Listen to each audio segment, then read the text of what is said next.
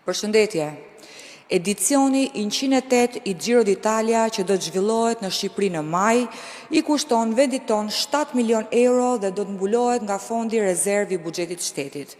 Më herët është alokuar fondi 1 milion euro për organizatorët, ndërsa në datën 6 mars, me anë vendimit të Këshillit Ministrave numër 147, u miratua fondi 4 milion euro për financimin e këstit të dytë të kontratës për realizimin e 3 tureve të para të Giro d'Italia 2025 dhe diferenca pritet të alokohet në vijim.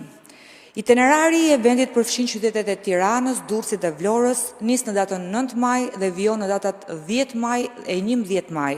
Kjo e fundit ditë që përkon me datën e zgjedhjeve të dekretuar nga Presidenti i Republikës.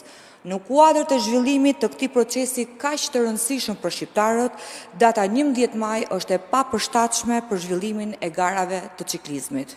Në këto kushte, Partia Demokratike kërkon negocimin e datave të reja për zhvillimin e këtij eventi, duke qenë se dhe strukturat mbështetëse të këtij eventi, ku përfshihet edhe policia e shtetit, duhet të jenë në gatishmëri të mbarvajtjes së procesit zgjedhor. Faleminderit.